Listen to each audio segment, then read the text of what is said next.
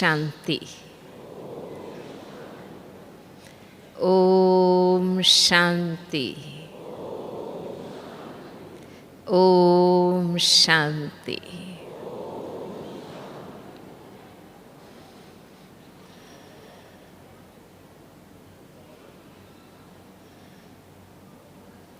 मधुबन के पावन घर में वर्ष भर भिन्न भिन्न कार्यक्रम चलते रहते हैं।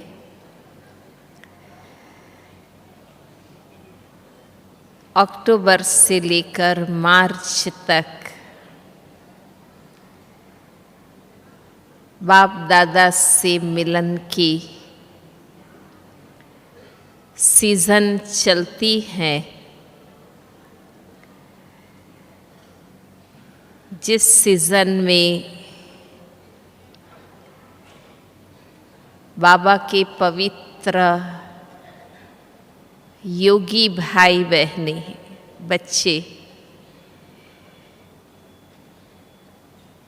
अपनी स्व उन्नति के लिए, प्रभु मिलन के लिए मधुबन आते हैं। 2018-2019 की बाप दादा मिलन की सीजन का विधिवत शुभारंभ भारतीय भाई बहनों का इस ग्रुप से हो रहा है। पहला टर्न 12 अक्टूबर डबल विदेशी भाई बहनों का था और कुछ भारत के 2-3 हजार भाई बहनें आए थे। लेकिन इस टर्न से लेकर फिर बड़े बड़े ग्रुप्स आने शुरू हुए हैं। इतनी बड़ी संख्या में हमारा ये मिलन कार्यक्रम अपने आप में बहुत विशेष है। इसी का यादगार भक्ति में भी कुंभ मेले लगते हैं।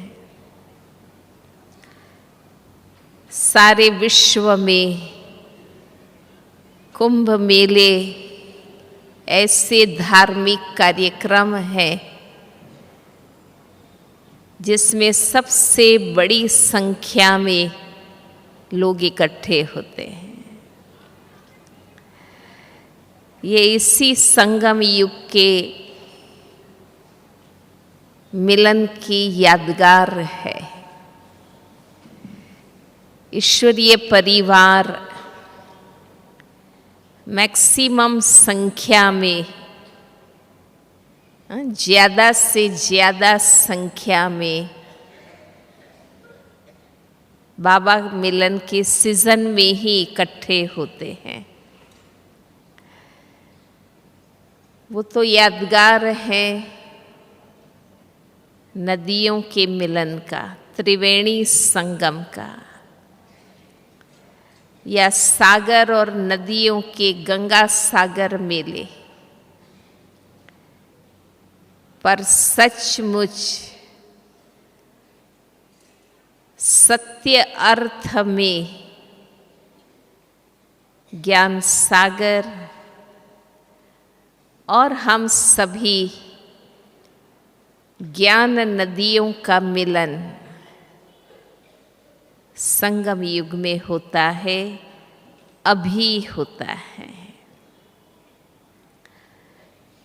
मधुबन सागर का कंठा है और हम सभी नदियाँ बाबा से मिलने के लिए आते हैं। ये सिर्फ बातें नहीं हैं, लेकिन ये वास्तविकता है। और हम सब बाबा के बच्चे इस सत्य को जानते हैं कि 5000 वर्ष के सृष्टि चक्र में केवल इस संगम में कलियुगांत और सतयुग आदि के संगम में बाबा आते हैं। हर दो युग के बीच संगम है, पर वो उतरती कला के संगम है। ये कलियुग अंत और सतयुग आदि का जो संधि काल संगम युग है, जब स्वयं शिव बाबा ब्रह्मा तन में आते हैं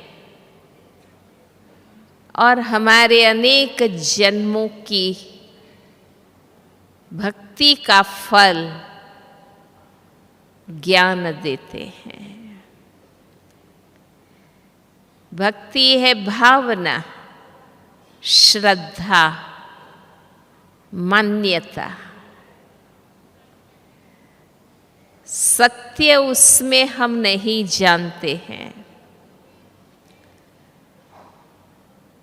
पर श्रद्धा और भावना से भगवान को मानते हैं और पाने के लिए,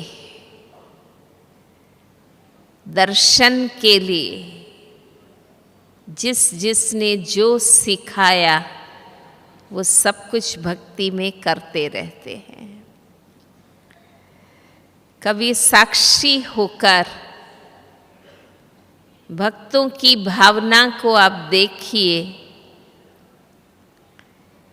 उनके ऊपर भी बड़ा मान होता है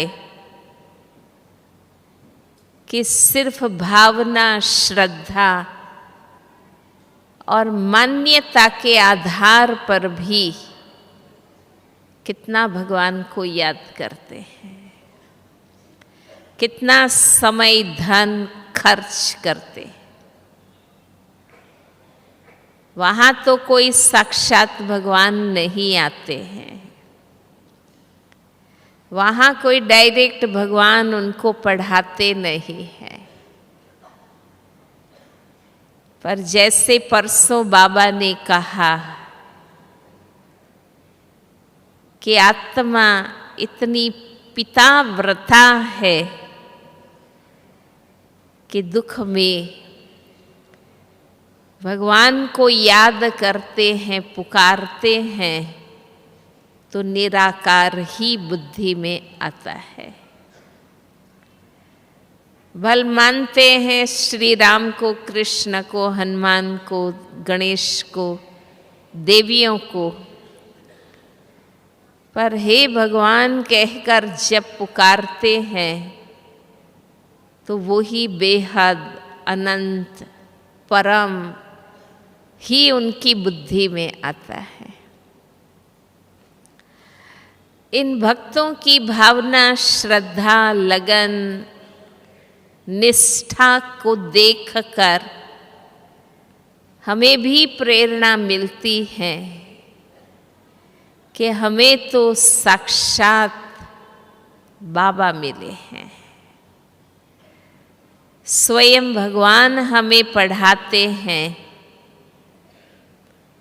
उनका सत्य वाहन, माध्यम ब्रह्मा के द्वारा रचे इस ज्ञान यज्ञ में हम आते हैं और उनके मुख से उच्चारे हुए सत्य महावाक्य रोज हम सुनते हैं। ये सब हमने अपने विवेक से परख लिया है। उसके बाद इस जीवन को आरंभ किया है। अलौकिक जन्म हुआ और हम सच्चे अर्थ में ब्रह्मा मुख वंशावली ब्राह्मण कुलभूषण बने हैं। परख तो पहले हो चुकी है, उसके बाद हमने निश्चय किया और अलौकिक जन्म लिया। तो इस अलौकिक ज्ञानी योगी जन्म में दिन प्रतिदिन हमारी लगन बढ़ती जानी चाहिए, हमारी लगन बढ़ती जाए। नया नया कोई अभ्यास करते हैं तो मुश्किल लगता है, भूलें होती है, पर जब सीख जाते हैं फिर तो नेचुरल हो जाता है, फिर मेहनत नहीं रहती, बहुत सहज हो जाता है और उसमें आनंद आता है। तो हम बाबा के बच्चों को भी बाबा को परखने और परख कर निश्चय करने के 1 साल, 2 साल, 5 साल, 10 साल तो हो ही गए हैं। तो अभ्यास करते करते अब ये योगी पवित्र जीवन हमें नेचुरल हमारा बन जाना चाहिए। जैसे शरीर की दिनचर्या, रोज नहाना, रोज खाना, रोज नींद करना नेचुरल है। वो करने में हमें कोई मेहनत नहीं लगती, मुश्किल नहीं लगता है, प्रश्न नहीं उठता है कि कब तक खाना है, कब तक नहाना है। ये प्रश्न कभी नहीं होता है। बहुत नेचुरल रूप से रोज हम ये करते हैं। अब अगर ये सत्य हमने ठोस रूप से स्वीकार कर लिया है कि मैं आत्मा हूँ, मेरा अस्तित्व केवल शरीर से नहीं, शरीर और आत्मा मिलकर है, तो अब कम से कम 1 साल वाले भाई बहनें यहाँ है और साथ साथ अधिक वर्षों से अभ्यास करने वाले बाबा के हम सभी बच्चे हैं। तो अपने आप में देखिए कि हमारा अब रोज अमृत वेले उठना, रोज मुरली क्लास में आना, रोज जो बाबा ने कहा वो कर्म में अभ्यास करना, अब ये सब पुरुषार्थ हमारा नेचुरल हो जाना चाहिए। हमें उसमें आलस्य ना आवे, अलबेलापन ना हो, बल्कि वो हमारा दैनिक जीवन है,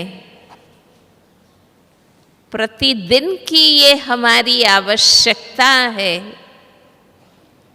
इतना स्वाभाविक रूप से बन जाना चाहिए। और ये अभ्यास करते करते दूसरा रिजल्ट हमें ये अनुभव में आना चाहिए कि आत्मा आध्यात्मिक दृष्टि से सेल्फ डिपेंडेंट हो जानी चाहिए। जैसे बच्चा छोटा है तो माँ बाप खिलाते हैं, पिलाते हैं, ध्यान देते हैं, नहलाते हैं, सुलाते हैं, पर धीरे धीरे धीरे वो बच्चा पांव पर हो जाता है, फिर अपने आप अपनी दिनचर्या चलाता है। ऐसे हम बाबा के बच्चे अपने इस आध्यात्मिक जीवन में हमारी ये आध्यात्मिकता भी स्वनिर्भर हो जानी चाहिए। तो दूसरा चेकिंग अपने आप में हमें ये करना है कि मेरी आध्यात्मिकता मेरी अपनी लगन और शक्ति से हो। मैं ये आध्यात्मिक जीवन अपनी शक्ति से जी सकती हूं या नहीं, संगठन मिले या न मिले, देश में है या विदेश में है,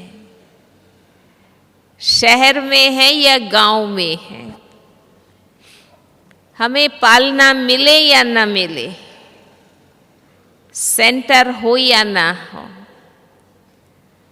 पर जो अलौकिकता, आध्यात्मिकता, जो रूहानियत हमारे जीवन में आई है, वो अब अपने पांव पर हो, हमारी अपनी समझ और शक्ति पर हो। हमारे पीछे कभी किसी को मेहनत न करनी पड़े, हम कहीं भी हों, हम अपने आप में रूहानी हों, ये रिजल्ट आना चाहिए। और तीसरी बात कि शुरू में चीज मुश्किल लगती है, फिर सहज हो जाती है और उसमें आनंद आता है, बल्कि और मास्टरी बढ़ती जाती है। तीसरा चेकिंग विशेष मधुबन में जब हम आते हैं तो हमें ये करनी है कि मुझे इसमें आनंद आ रहा है, मुझे इस याद में, पढ़ाई में, इस धारणा में, पुरुषार्थ में, सेवा में आनंद आता है। जैसे कोई चीज सीख लेते हैं तो हमें खुशी होती है ना कि ये मुझे आता है, मैं कर सकती। हमने भी अगर ये सीख लिया है तो हमें इसमें आनंद आना चाहिए, तभी हम धीरे धीरे मग्न और एकाग्र होते जाएंगे। तो जैसे यादगार कुंभ मेलों में, जबकि वहां कोई व्यवस्था भी नहीं, न रहने की न खाने की, पर एक पावन बनने की भावना, पावन बनने की एक भावना, दुखों से छूटने का एक लक्ष्य, भगवान से मिलन और सुख पाने की इच्छा के कारण कितनी बड़ी संख्या में गांव-गांव से पढ़े लिखे सब जाते हैं। ये भी वही प्रभु मिलन का सच्चा ज्ञान कुंभ मेला है। और मेले में जो जाते हैं, एक तो आप जानते हैं, आप में से भी कई गए होंगे। कौन कौन गए हैं कुंभ मेले में, जरा हाथ ऊपर करिए। काफी भाई बहनें गए हुए हैं। एक तो स्नान का महत्व होता है कि वहां जाना माना स्नान, गंगा स्नान, त्रिवेणी स्नान, है ना। जो भी वो संगम के स्थान है, वहां स्नान का महत्व है। दूसरा सत्संग का महत्व है। मुझे भी बाबा ने सेवा का मौका दिया था। जो 12 साल के बाद बड़ा कुंभ मेला होता है, मुझे उसमें लगभग 1-1.5 मास रहने का और सेवा का मौका मिला। हर धर्म संप्रदाय के अपने अपने पंडाल लगे हुए होते हैं और हर मंडप में सत्संग चलता रहता है। तो सत्संग का महत्व होता है। और तीसरा दान पुण्य का महत्व होता है। लोग धर्म के नाम, गुरुओं के नाम, पंडित ब्राह्मण पुजारियों के नाम, धर्म के नाम पर दान पुण्य करते हैं। और इस प्रकार कुंभ मेले में जाते हैं तो अपनी उन्नति और कल्याण का पुरुषार्थ करते हैं। प्रैक्टिकल संगम युग में भी हम देख रहे हैं कि ये बाबा का बेहद का घर, पवित्र भूमि, तपस्या भूमि, वरदानी भूमि, जहाँ वर्ष भर और विशेष ये अक्टूबर से मार्च और बीच में और 3 मास भट्टियों के, माना वर्ष भर सच में जहाँ तपस्या के कार्यक्रम चलते हैं, और वो सच्ची तपस्या। तो हम जब इस प्रभु मिलन के पावन ज्ञान कुंभ मेले में आते हैं, तो हमें भी योग स्नान का लक्ष्य रखना है। घर में ये वातावरण नहीं मिलता है। सेंटरों में आप 1-2 घंटा रोज जाते हैं और वापस अपनी नौकरी धंधे पर जाने के लिए दौड़ते हैं। बाबा ने ये स्थान, कुंभ मेले का ये जो इतना बड़ा स्थान बनाया है, तो मुख्य बात योग स्नान से आत्मशुद्धि,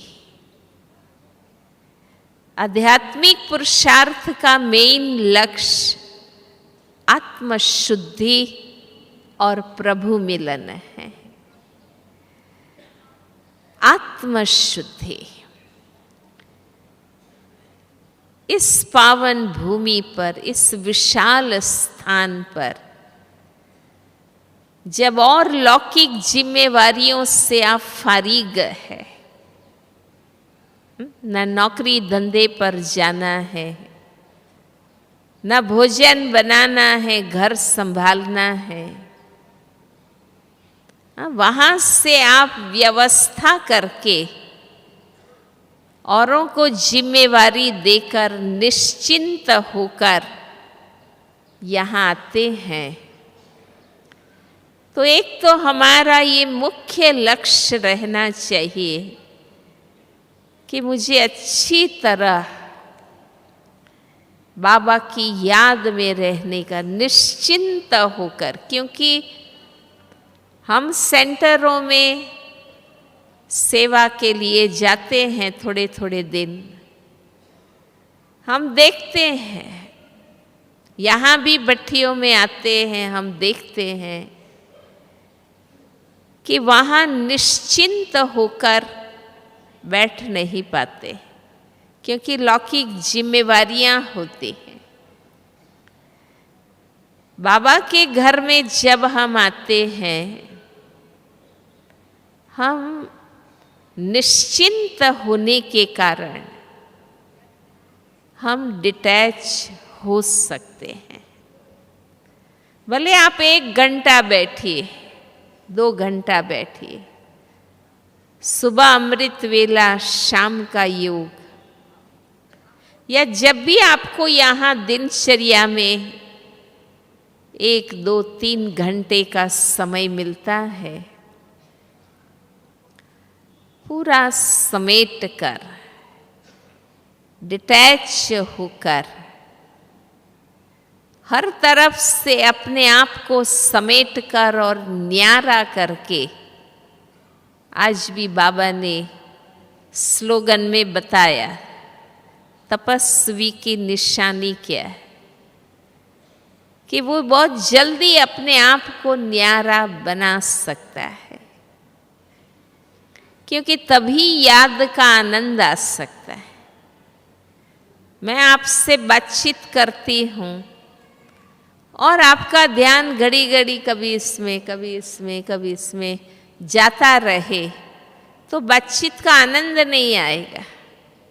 हाँ, मैं कहूँगी भाई 5 मिनट आप शांति से बैठिए, बात कर लीजिए, सुन लीजिए, ध्यान से आप मेरी बात को सुनिए। हम भी बाबा से बातचीत करते हैं, मिलते हैं, और घड़ी घड़ी हमारा इधर उधर आगे पीछे न सिर्फ चेहरा घूमता, लेकिन पता नहीं मन कितनी बात में जाता है। तो वो कितना भी बाबा से प्यार हो, पर बात का आनंद नहीं आएगा, क्योंकि आप एकाग्र होके बाबा मई बन के नहीं बैठे। 5 घंटा बैठे वो नहीं, जितना भी आप बैठो, पर क्वालिटी योग करना है। और वो है कि एक तो चारों तरफ से डिटैच, दूसरा बाबामय, उससे प्यार है, उससे मिलन है, उनसे बातचीत है, तो हमारा उसी के प्रति ध्यान रहे। तब आपको बाबा से रूरिहान करने का, मन की आंख से बाबा को देखने का, और मन ही मन उनके गुण गाने का, ऐसे पिता को पाने के सौभाग्य का आनंद हम ले सकते हैं। भाइयों और बहनों, अल्टीमेट हमारा योगी जीवन है, सिर्फ ज्ञानी नहीं है ना। भक्ति में भी कहा है कि भक्त आत्मा से ज्ञानी तू आत्मा, और ज्ञानी तू आत्मा से योगी तू आत्मा मुझे अति प्रिय है। शायद कल बाबा ने कहा था कि ज्ञानी तो आत्माएं मुझे अति प्रिय है, जो स्वयं निश्चय पूर्वक ज्ञान को समझती हैं, औरों को समझाती हैं। पर उससे आगे एक और स्टेप है कि मुझे योगी तो आत्मा अति प्रिय है, क्योंकि योगी मेरा ही स्वरूप है। योगी बनना माना बाबा जैसा बन जाना। टोटल निराकार बन जाना, बाबा में मगन हो जाना। जिससे मिल रहे हैं, जिनसे बात कर रहे हैं, वहां ही अटेंशन देना, तभी वो मिलन, वो बातचीत आनंद देती है। तो मधुबन जैसा बेहद का घर, बेहद का पावन वायुमंडल, क्योंकि आखिर मधुबन बाबा का है, कोई व्यक्ति का नहीं है, भगवान का रचा हुआ यज्ञ है। भले हम सेवाधारी नंबरवार है, पर ये कार्य बाबा का है, ये भूमि बाबा की है। इसलिए जब हम इस ज्ञान कुंभ मेले में आते हैं, तो हमें योग स्नान करके, क्योंकि योग से आत्मा शुद्ध बनती और शुद्धि में शांति, शुद्धि में सुकून महसूस होता है ना। जैसे शरीर साफ होता है तो कितना फ्रेशनेस लगती है, तरोताज़ा हम हो जाते हैं, आधी थकान मिट जाती है। शुद्धि वो चीज है जो आत्मा को पावरफुल बना देती। तो बाबा की याद से, योग स्नान से आत्मा शुद्ध होती है। सारा दिन अनेक आत्माओं से मिलते हैं, अनेक प्रकार के कार्य हम करते हैं। कितना भी हम बाबा की याद में करें तो भी थोड़ा बहुत प्रभाव आ जाता है। जैसे सफ़ेद सुबह सुबह स्नान करके स्वच्छ धुले हुए वस्त्र पहनकर निकलते हैं, पर सारा दिन कर्म क्षेत्र पर रहते हैं, तो शाम होते होते कुछ तो कपड़े मैले हो ही जाते हैं। बाहर का नहीं तो खुद का पसीना भी कपड़े को मैला करता है। औरों की बातें ना भी देखें, ना भी सीखें, पर खुद के संस्कार, खुद के मन के युद्ध भी स्थिति को प्रभावित तो कर ही देते। और जब इसलिए स्नान करते हैं, फिर फ्रेश हो जाते हैं। तो याद से आत्मा तरोताजा होती है, क्योंकि याद से, याद में हम क्या करते हैं? डिटैच होते हैं, बुद्धि से ऊपर उठते हैं और बाबा से मिलते हैं। तो ये अभ्यास हमें प्रभावों से मुक्त करता है। दिन भर जो बातों का प्रभाव पड़ा, इसलिए क्यों बाबा कहते हैं और क्यों हमारी दादियाँ हमें पक्का कराती हैं कि अमृत वेला योग से दिन सफल होता है और संध्या के योग से रात सफल होती है।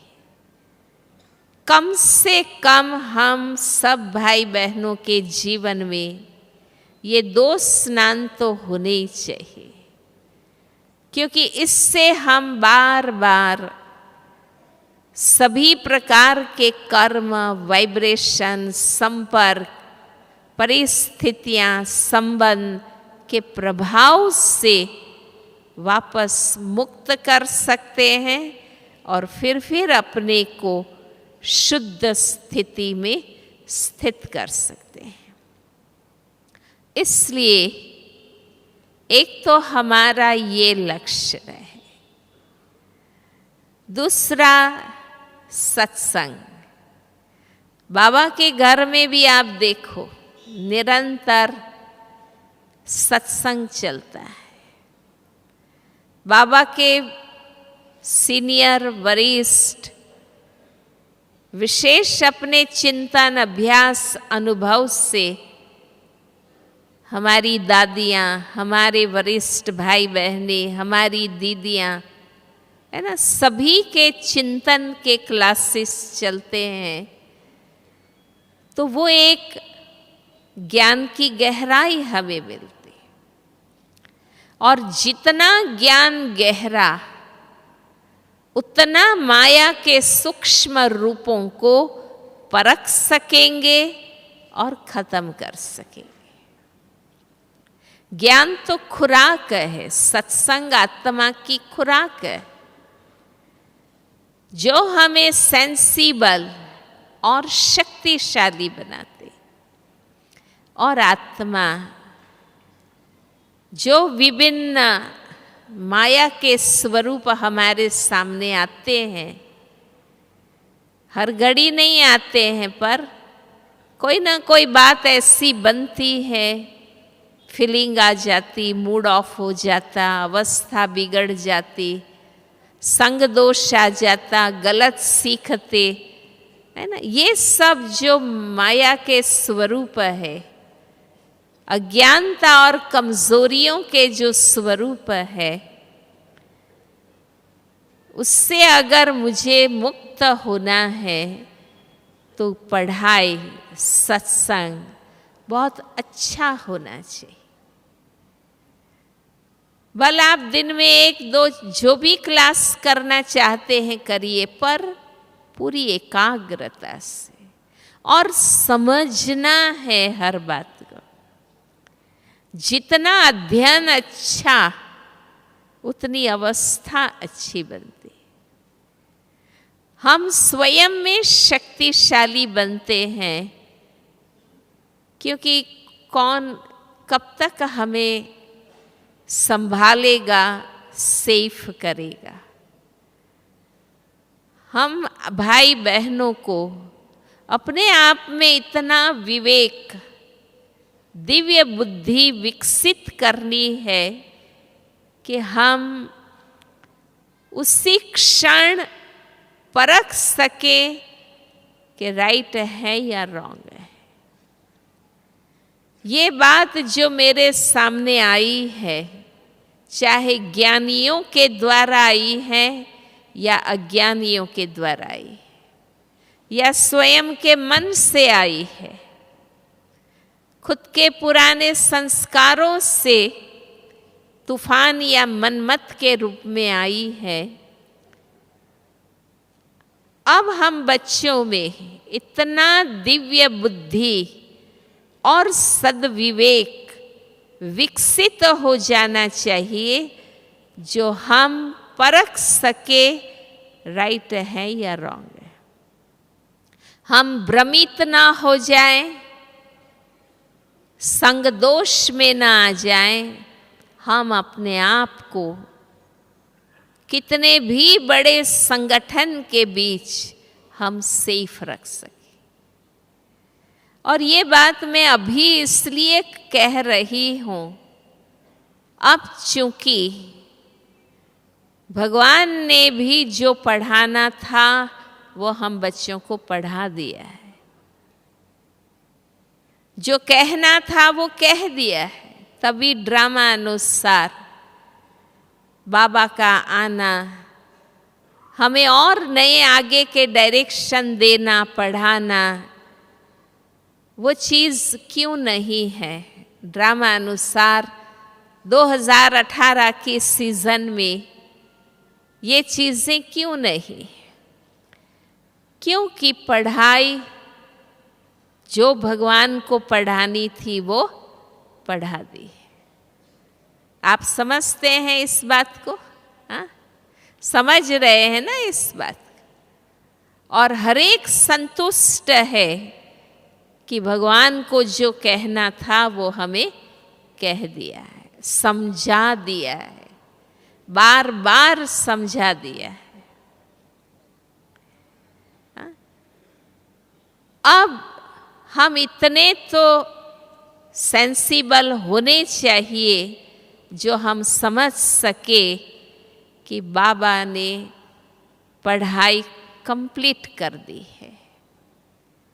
तो अब हमारा विवेक इतना जागृत हो जाए ताकि हम खुद को संभाल सके, सुरक्षित कर सके और दूसरों को भी मदद कर सके।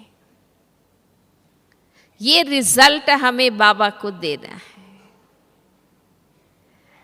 अब बाप दादा और दादियों को और हमारे बड़ों को हमें निश्चिंत बनाना है कि हम बाबा आपके बच्चे, आपने हमें इतना पढ़ाया है, अब हम जागृत हैं, अब हम अपने आप को संभाल सकते हैं, अब हम डायरेक्ट आपसे ले सकते हैं, मिलन कर सकते हैं। समझदार आत्मा टीचर ना आवे तो अलबेली नहीं होती।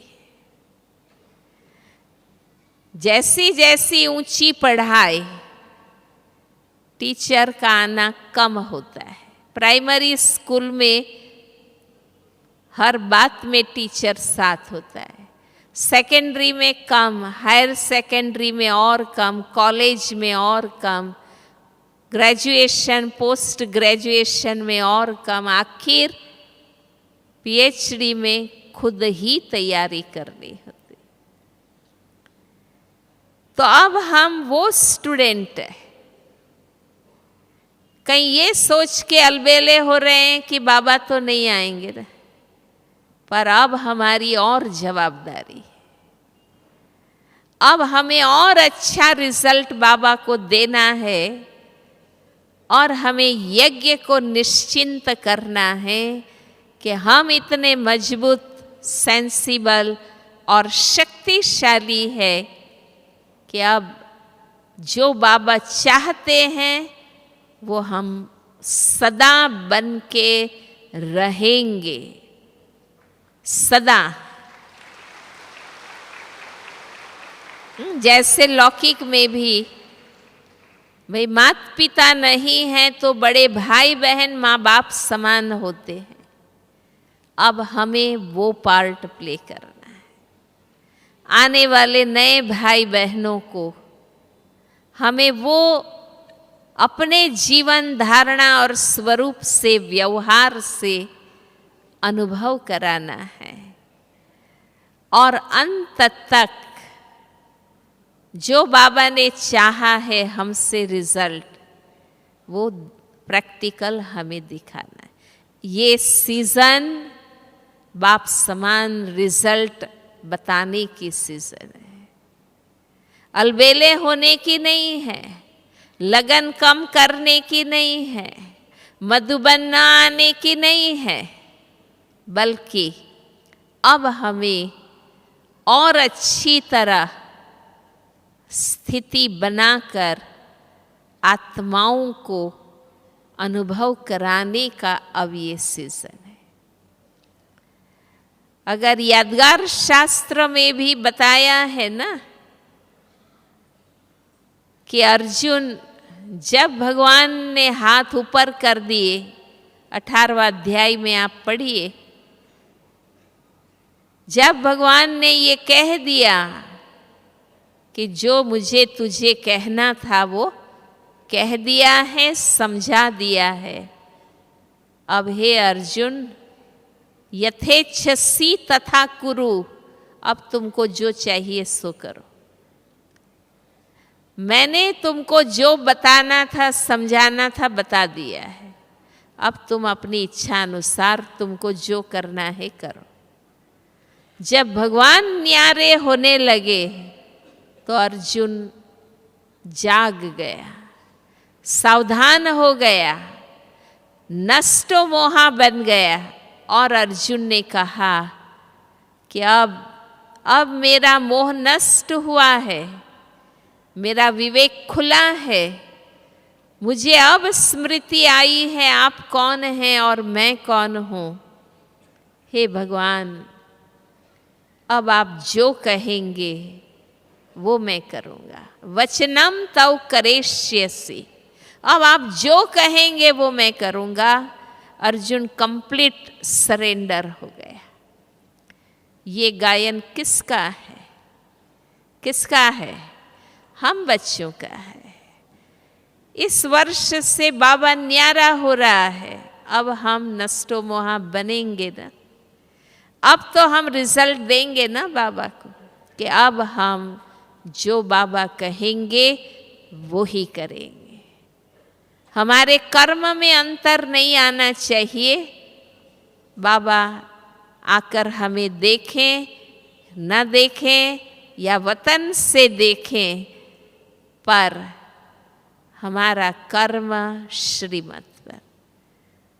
जो बाबा को ये प्रॉमिस करते हैं वो हाथ ऊपर करो, अच्छी तरह हाथ ऊपर करो। बहुत अच्छा। हाँ? अब हमें ये रिजल्ट बाबा को देना है। इसलिए अब पढ़ाई अच्छी करनी है। अब सत्संग क्वालिटी करना है। गहराई से ज्ञान के हर सत्य को समझना है, क्योंकि बाबा तो है ही, है ना। भगवान ने साकार रूप में पालना दी, अव्यक्त रूप में पालना दी, तो क्या वो निराकार रूप से पालना नहीं देगा? बताइए, क्यों हम ये सोचते हैं कि बाबा नहीं आ रहे हैं?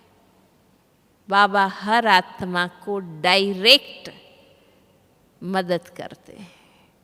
अब वो निराकार रूप से पालना करेगा, क्योंकि हमें भी तो स्थूल से सूक्ष्म में और निराकार स्वरूप में जाना है। इसलिए हमारी बुद्धि किसी भी कारण से अटकनी नहीं चाहिए। संगम का कोई भी दृश्य अलबेला मुझे न बनाए, क्योंकि हमें उसको समझना पड़ता है। दृश्य बदलने हैं, क्योंकि ये ड्रामा है। ड्रामा परिवर्तनशील है और शुरू से संगम के दृश्य बदलते रहे।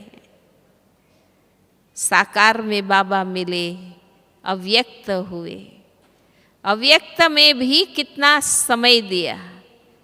वो दृश्य बदलते बदलते बदलते आज ये दृश्य हमारे सामने है कि बाबा वतन से मिलेगा। अब ये दृश्य है, तो हमें संगम के हर दृश्य को समझना है। बाबा की हर बात को समझना है। हमें कहीं अटकना नहीं है, अलबेला नहीं बनना है, बल्कि और परिपक्वता का परिचय देना है कि बाबा ने जैसे दादियों को खुद अव्यक्त हुए और दादियों को जिम्मेवार बनाया, विश्व के रंगमंच पर उनको आगे किया। अब समय है हम सबको अपनी स्थिति से अपने आप को प्रत्यक्ष करना है और बाबा को प्रत्यक्ष करना है।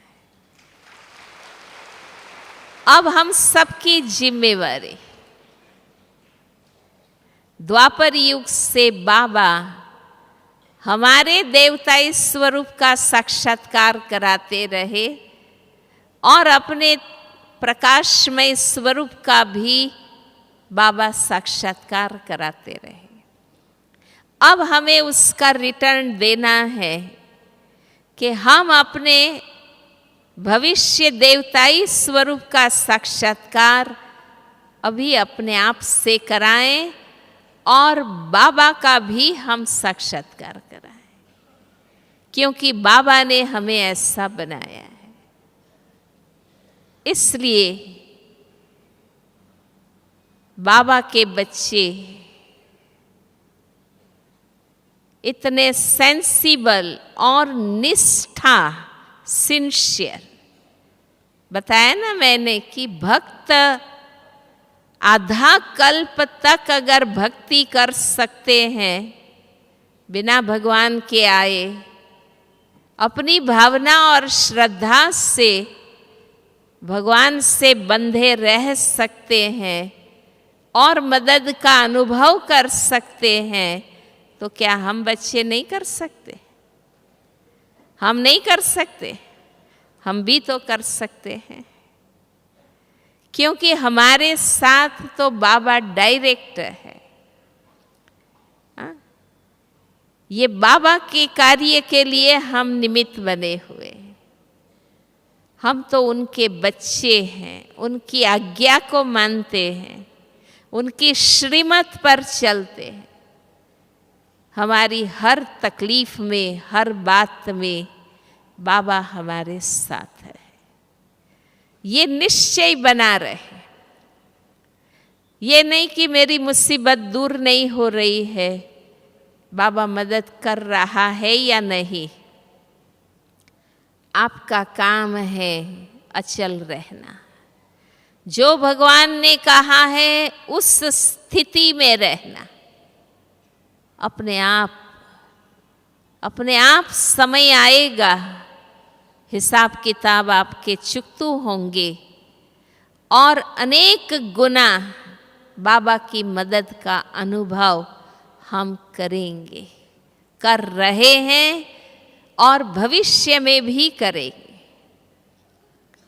क्योंकि जैसे जैसे हम अंत की ओर आगे बढ़ रहे हैं, परीक्षाएं आ रही हैं, बीमारियां ऐसी किसी को लग रही है, तो सोचते हैं कि बाबा के बने तो भी कितना भारी हिसाब है बीमारियों का। कईयों को आर्थिक मुसीबतें हैं, नौकरी धंधों में मंदी आती है तो टेंशन फील करते हैं, चिंता में बाबा के बच्चे। कई पारिवारिक संबंधों में स्वभाव संस्कार ऐसे देख रहे हैं कि आज संबंधों में वो प्यार, सुख, साथ, सहयोग नहीं है, तो कई अंदर अंदर घबराते हैं, चिंतित होते हैं, भयभीत होते हैं। पर हमें जरा भी हिम्मत नहीं हारनी। हमें चिंतित नहीं होना है, घबराना नहीं है। जो विनाश की बातें बाबा ने बताई हैं वो घबराने के लिए नहीं बताई है। बाबा ने हमें पहले से सावधान किया है, हमें और तैयार होने के लिए बाबा ने कितनी बार विनाश की बातें कही। कई ये सोचते हैं कि बाबा कहते हैं और विनाश तो हुआ नहीं, पर बाबा ने बार बार विनाश की बातें कहकर, अंतिम समय की बातें कहकर, अंत की परिस्थितियों की बातें कहकर हमें बहुत लंबे समय से तैयार करने का पुरुषार्थ करा है। घबराना नहीं है, बाबा ने इसलिए हमें तैयार किया ताकि सचमुच परिस्थिति सामने आवे तो डरे नहीं, घबराए नहीं, पर हम बाबा से कंबाइंड स्वरूप में रहे तो न व्यक्ति वार करेगी न परिस्थिति वार करेगी, लेकिन आत्मा सेकंड में उड़ जाएगी। इसलिए अब तक जो बातें पार की वो पढ़ाई में आने वाली बातों को पार किया। अब उस पढ़ाई का प्रैक्टिकल पेपर, अब ये अंत की परिस्थितियां। अब ये अंत की परिस्थितियां है ना। पढ़ाई में आने वाली तकलीफें, वो पेपर हम सब पार कर रहे हैं। जो 5 साल, 10 साल, 20 साल, 40 साल, 50 साल, 60 साल से जो भाई बहनें ज्ञान में हैं, हर किसी के सामने बातें आती। शरीर की आयु ज्यादा हो गई, बीमारियां, सब बातें आ रही। और जो समय अनुसार प्राकृतिक आपदाएं, हलचल, ऊपर नीचाई हर क्षेत्र में, और लास्ट की आत्माएं जो हमारे घरों में, संबंधों में आ रही है, जिनमें मूल्य गुण कम है, शक्तियां कम हैं, ये सारी चीजें बाबा ने बहुत पहले से बता करके हमें मानसिक रूप से, आध्यात्मिक रूप से तैयार किया है। ऐसा नहीं है बाबा ने कहा और हुआ नहीं। बाबा का कहना कभी मिथ्या नहीं होता है। बाबा ने इसलिए कहा ताकि हम तैयार हो जाएं, मानसिक रूप से तैयार हो जाए, आध्यात्मिक रूप से तैयार हो जाए। और अब प्रैक्टिकल में बातें आएगी। हमें रिजल्ट देना है कि हमने संगम भर क्या पढ़ा, क्या श्रीमत पर चला और अपने आप में क्या शक्ति भरी, वो रिजल्ट अब हमें देने। इसलिए वो ही सदा साथ रहता है ना। कई बार लोग सोचते हैं कि अरे ऐसी बात आई, कोई मेरे पास नहीं था, पर बाबा तो साथ है ही है ना। उसकी उपस्थिति का महत्व समझना है, न कि ये बातें माइंड करनी है कि कोई मदद करने वाला नहीं है, कोई मदद करने वाला नहीं है। हमें इस अनुभूति में रहना है कि बाबा मदद करने वाला है, बाबा मदद करने वाला है। मैं कई बार माताओं के, भाई बहनों के मुख से सुनती हूँ तो मुझे वंडर लगता है। कई कहते हैं बस मेरा तो कोई नहीं है, बस एक बाबा है। वो दुखी होके बोलते, दुखी होके बोलते, रोते रोते बोलते।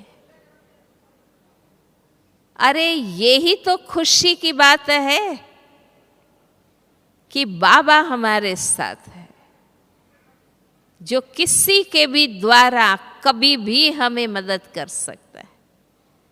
देहधारी की तो लिमिट हो सकती है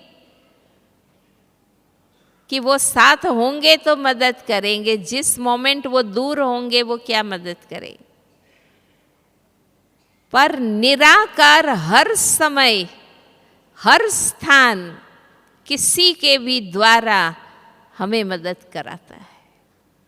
तो हमारे लिए कभी भी ये रोने की, दुख की बात नहीं, पर निश्चिंत रहने की बात है कि बाबा मेरा है। और इस स्थिति में हम रहेंगे, हमें मदद मिलेगी ही। इसलिए मधुबन में आप आए हैं, इस कुंभ मेले में आप आए हैं। 2 चीज़, पूरा साल इस प्रकार की सीजन नहीं होती। पूरा साल फिर शिविर की सीजन, विंग की सीजन, भट्टियों की सीजन, पर प्रभु मिलन बाप दादा की सीजन सालों से इन दिनों में चल रही। तो जब आप इस विशाल प्रभु मिलन के ज्ञान कुंभ मेले में आए हैं, तो इन सब बातों पर गहराई से सोचिए, समझिए, महसूस करिए और अपने आप को सही अर्थ में अशुद्धि, अपवित्रता, कमजोरियों से मुक्त, तरोताज़ा, शक्तिशाली बना करके हमें मधुबन से जाना है। बहनों और भाइयों, मधुबन बाबा का घर, ये भूमि इस अनुभूति के लिए है। हम वो ज़रूर पावर अपने आप में भर सकते हैं। बाबा के दिन उसी लगन से हम बाबा के आह्वान में, मिलन में बैठेंगे।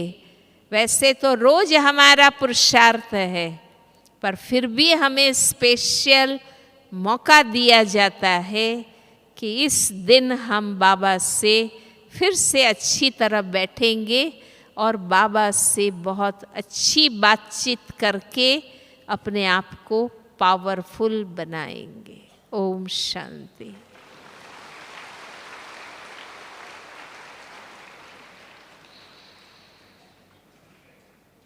अभी हम सब मिलकर याद में बैठेंगे।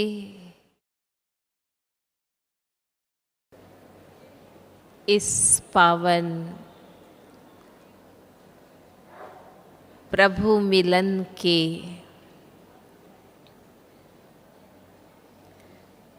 महाज्ञान कुंभ मेले में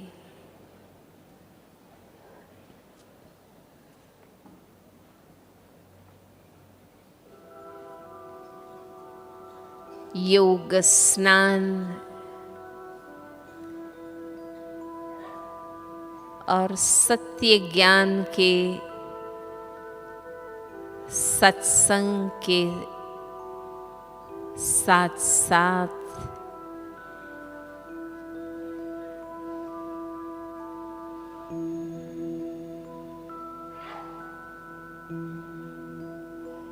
मुझे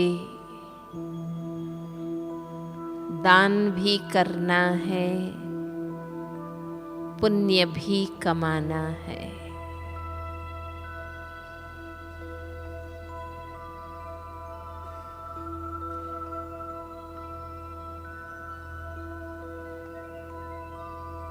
पहला अभ्यास,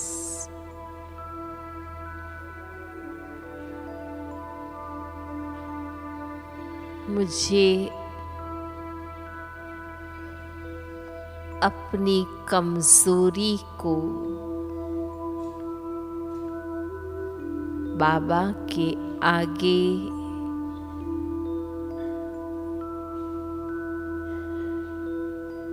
स्वाहा कर देना है।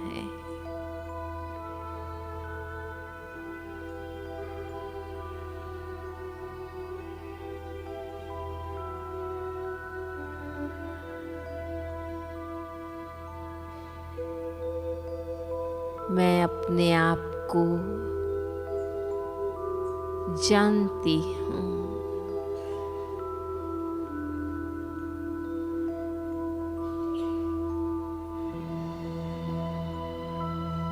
किस कमजोरी में मैं अटक गई हूँ।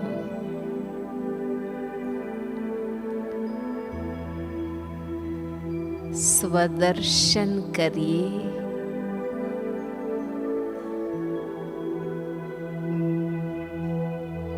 और वो कड़ा संस्कार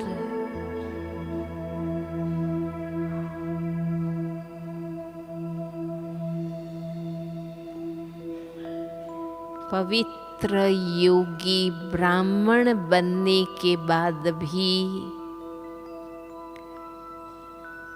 रही हुई सूक्ष्म कमजोरी,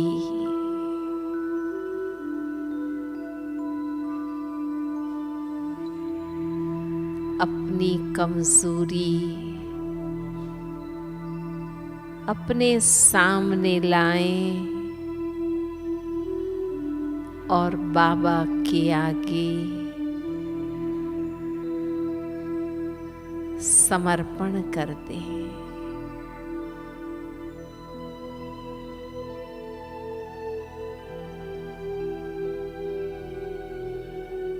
जो कुछ मुझ आत्मा में पुरानापन है, कलियुगीपन है, पतितपना है, शूद्रपना है,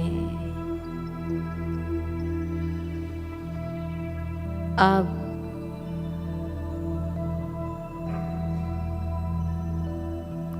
दिल से उससे वैराग्य है। अब मुझ ब्राह्मण आत्मा को ये कमजोरी शोभा नहीं देती है। प्यारे बाप दादा,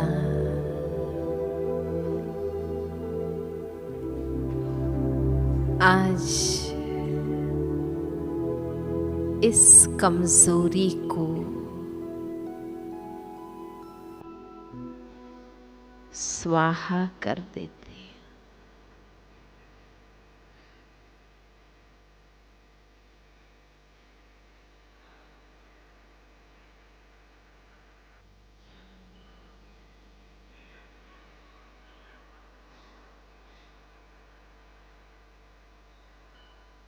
बैठ जाए।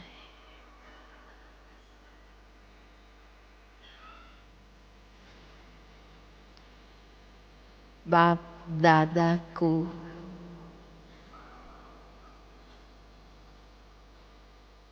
सामने देखें,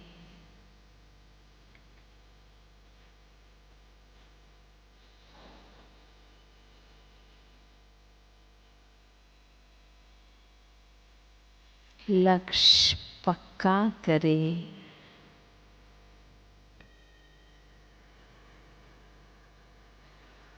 बाप समान बनना ही है।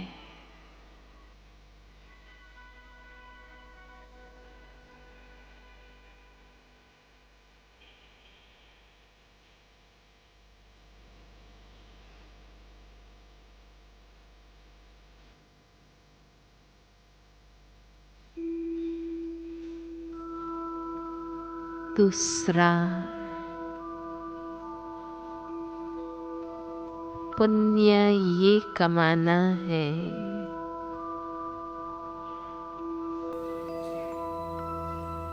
कि मुझे अपने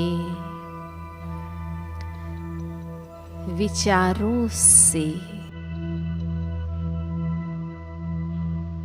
वाइब्रेशन से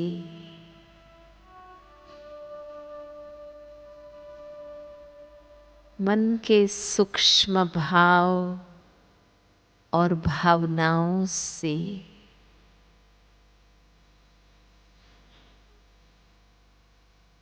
वायुमंडल में शांति, पवित्रता के वाइब्रेशंस फैलाने हैं।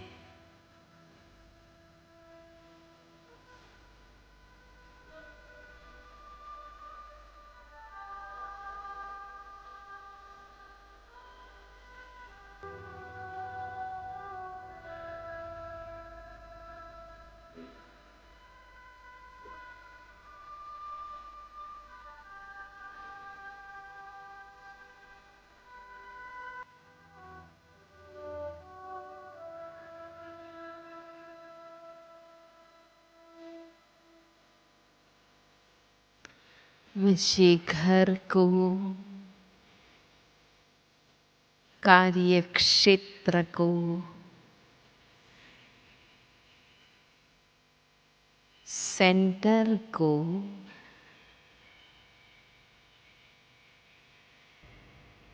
शांति कुंड,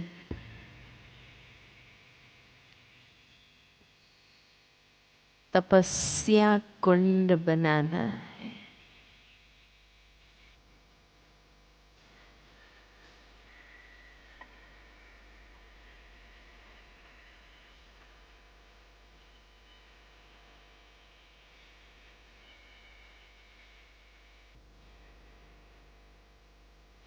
मैं जहाँ भी जाऊं, जहाँ भी रहूं,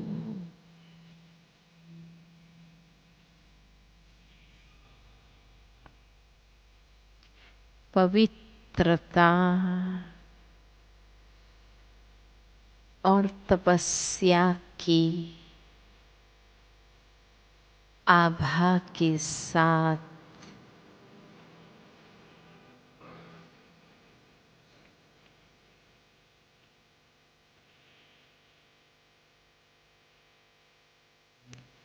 लाइट और माइट के घेरे में रहूं।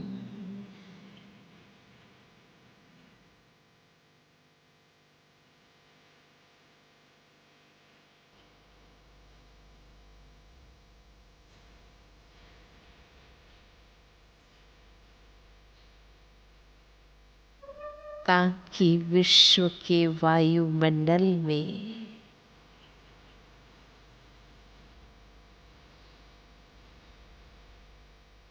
पवित्रता, शांति,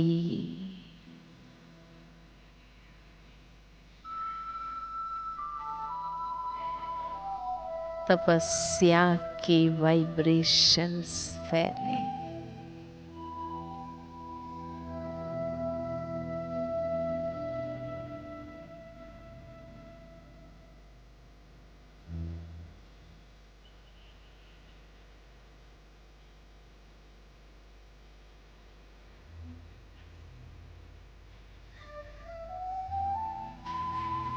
चलता फिरता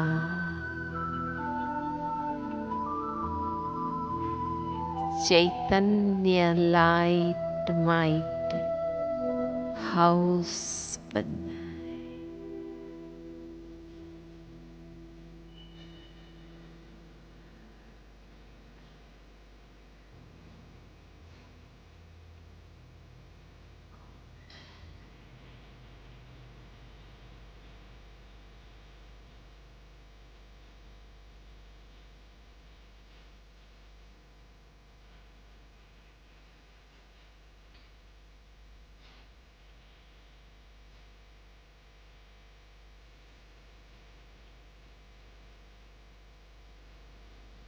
जिन भी आत्माओं की संबंध संपर्क में मैं आऊं,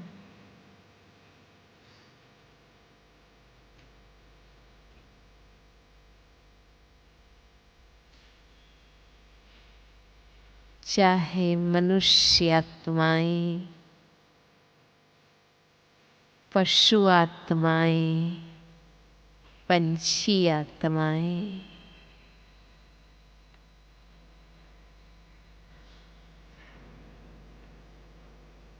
लौकिक अलौकिक,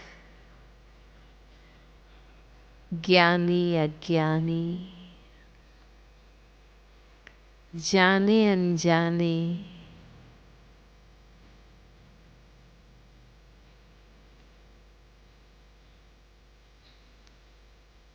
जिन भी आत्माओं की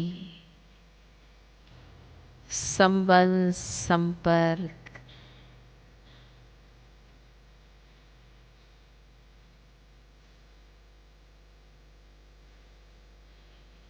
दर्शन मिलन हो,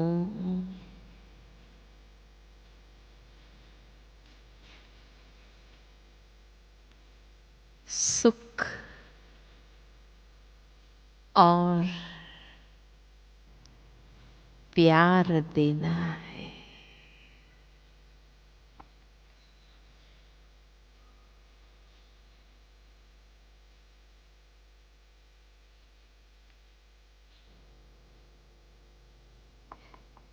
रूहानी प्यार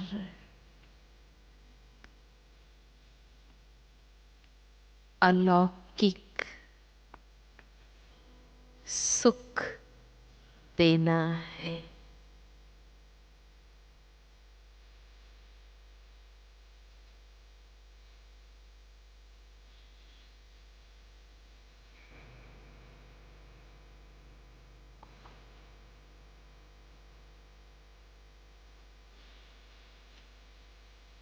सभी आत्माओं के लिए प्यार,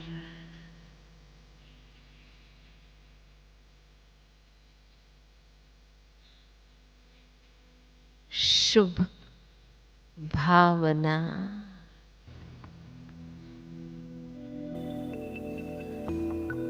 सम्मान देना है।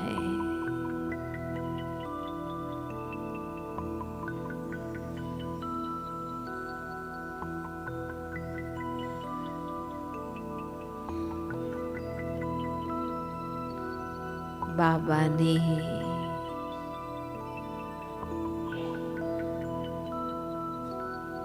प्यारे बाबा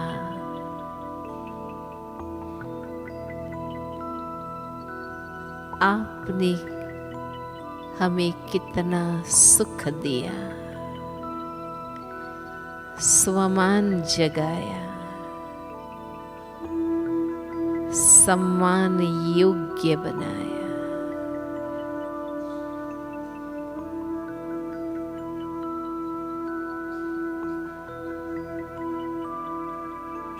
विश्व के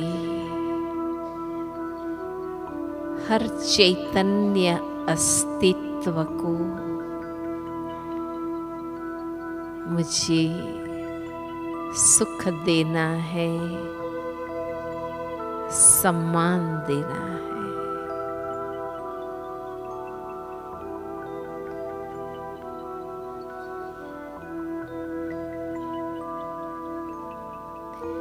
यही प्यार करना है।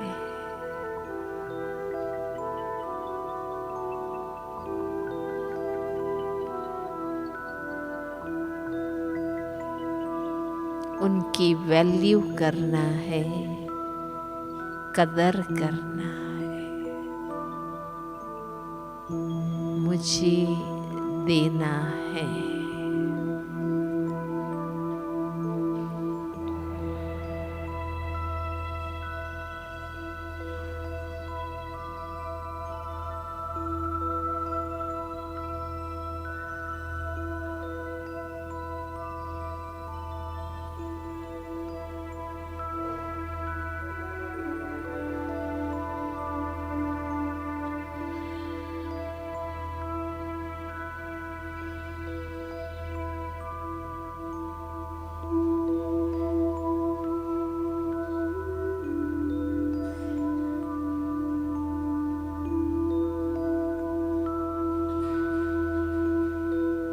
और मुझे स्वयं ही स्वयं में शक्ति भरना है।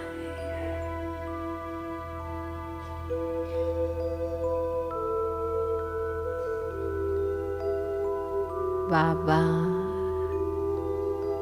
निरंतर दे रहा है।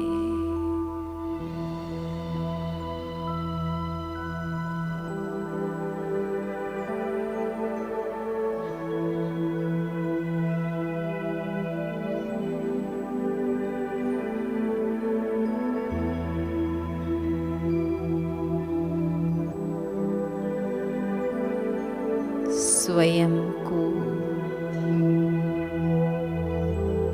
तत्वों को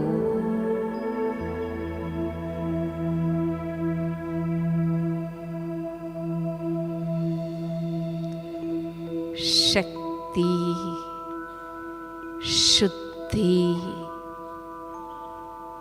देनी है।